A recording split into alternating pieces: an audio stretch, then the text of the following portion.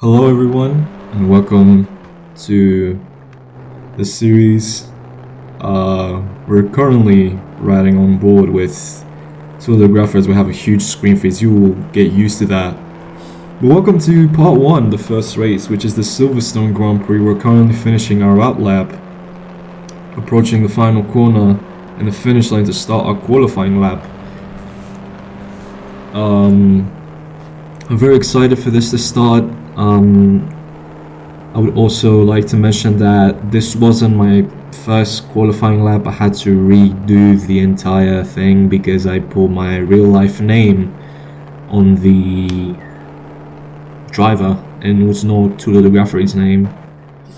And also you would realize that my car is going way faster than the Maserati actually went. That's because the car actually has a lot of gearing problems and I have to manually do the gears for each car in every single race, or else my car just tops at 150 kilometers per hour as we're approaching this very notorious corner that I had to apply the brakes really hard.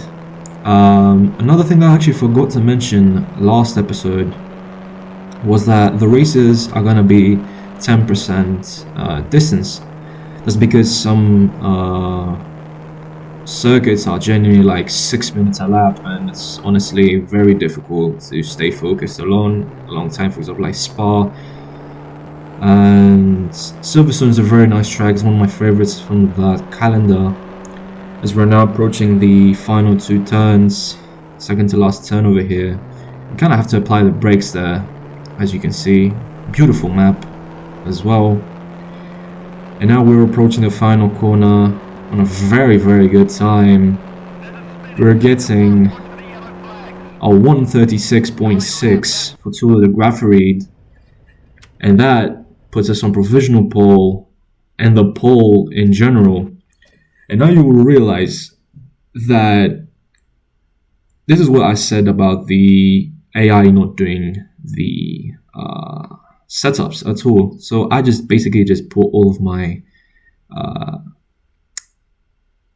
like the wings and everything. Like the cars don't have wings obviously, but if you just tune them enough it will give you extra speed. So I just put it in max acceleration and higher top speeds, some soft rides. Those who have been following F1 Challenge know exactly what I'm talking about.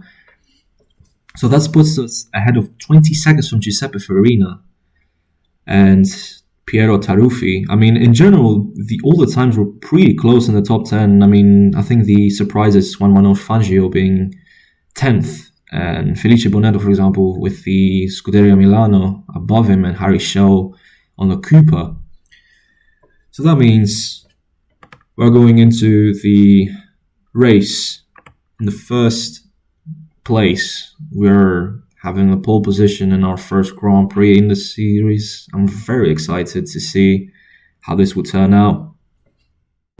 And here we go, lined up in the first row of the Silverstone Grand Prix. No lights, but we have the flag waved, and that's a very poor start from us. We drop all the way down to 5th, but due to the acceleration we go back to 3rd behind Farina and Taruffi. Going into the first, and yellow flags were behind us for a bit. I think we might have some retirements. We're not going to go from a very good dive bomb there, but because Farina closes down to us, it could have been an accident there, but the Alfa Romeos have very good acceleration and I need to get past them really quick if I want to get the win. And here comes the dive bomb in the second turn. And we're going to dust them now. I don't think they will come really close. We need to build a very big gap as we have the announcements of the retirements for certain drivers in the first sectors of the race. Here we go, this terrible corner. We go very wide there. Lucky to not have any damage. I don't think we have any suspension issues as we have more and more messages of retirements over the radio. I think that was over like 4 or 5 retirements. We will see who is out. As we're now reaching the third sector of this track, which is a very lovely part of the track. I really like this one. We need to lift a bit there to go through. We already have a 2.2 second gap difference to Giuseppe Farina over there. As we're now heading into the second to last corner, we almost lose the back end. That's the We actually go very wide as we have another retirement confirmation there. We're reaching now the final corner. We will see who has retired from the race. We go Biondetti, we got Pagani out, we got David Hampshire as well. We got 5 laps left to go. We go move forward to the 3rd lap. We could see Pozzi, Louvois and Mazon. That's 3 Talbot cars out. And we also have the classification so far for halfway distance. We got Austin first, Farina in second, and third was Fagioli. As we have Comotti up in front, we're gonna lap a car in just the halfway distance, which is not even a lot. We're talking about maybe 5 to 6 minutes. Parnell, Shaw, Crosley and Felice Bonetto running up the top 10.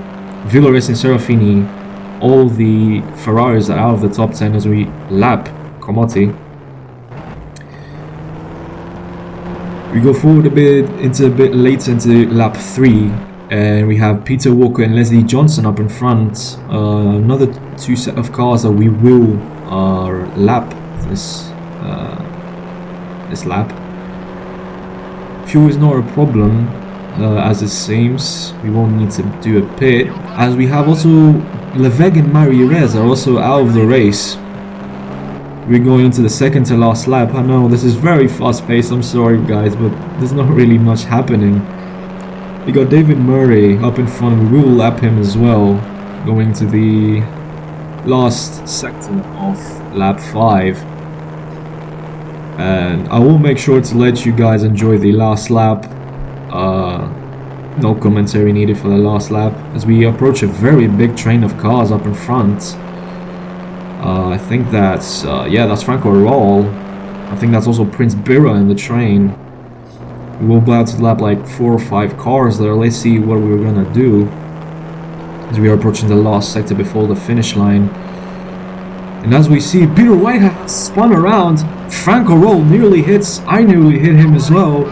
We're going to have a quick replay of that as well, going into the last corner. What was that? Peter Whitehead, the Ferrari driver, has spun the car, nearly taking me and Roll out. That was very dangerous there, which we will see also with a bit of slow motion. I'm sorry guys, I'm not really good with the replay, so I couldn't really show you a lot of retirements. I will learn the replay system. And as we're now approaching, we got our teammate up in front. We got Prince Bira of Thailand. A duel of royalty, I will say. And now we're heading into the last lap. We will lap some more cars. Also got Gonzalez up in front, who finished 3rd in real life. And now I'll be a bit silent and let you guys enjoy this lap.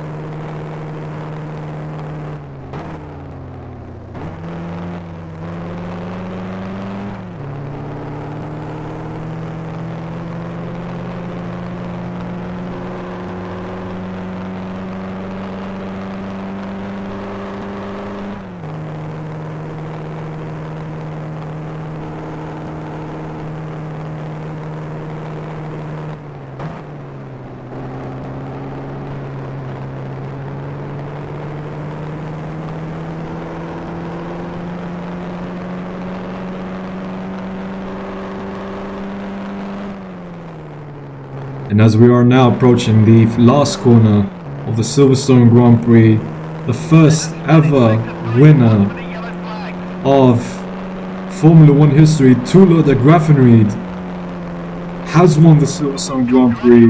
What a huge result for the team.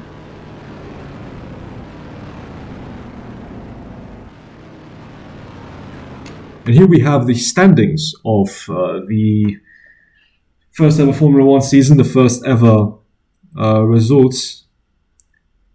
This is a very, very interesting result here. We have Tula de Graffenried getting his first ever win, 25 points from his first pole position. We got Giuseppe Farina at second. Geoffrey Crosley, the Alta, has finished in 3rd position, getting the first podium. 3 different constructors getting podiums just the first race. Piero Taruffi getting 4th, Fagioli finishing 5th. Juan Manuel Fangio gets 8 points. He gets 6th position. Gonzalo Sanesi gets 6 points. Harry Schill finishes in front of Reg Panel in the Alfa Romeo. Huge result for the Cooper team. And we also have Tony Branca getting a measly point for Scuderia. I think it was called, oh my days, I don't remember the name exactly. I think it was Achille Vasi, if I'm not mistaken. And here we're going to move on into the constructors now, in which it was also a very interesting result because this will be very, very one-sided. And as you can see, we got 56 points for Alfa Romeo with 1 podium.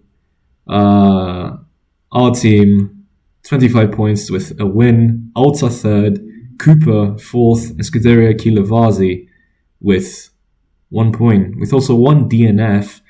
Tabo Largo got 4 DNFs this race, and Cinco Gordini also got 1. Also have to mention that Peter Whitehead did not retire for Ferrari, he just continued. Maserati also did not get a single point, nor did Scuderia Milano. ERA as well, not a point. Thank you so much for watching, guys. It was a very good pleasure to be able to record this, and we will have the next round in Monaco, which is going to be very, very interesting to see. Thank you so much again. Make sure to subscribe so you don't miss any part of this series. I'm very glad. I'm looking forward to do this. I think we will enjoy it. Thank you again. See you next time.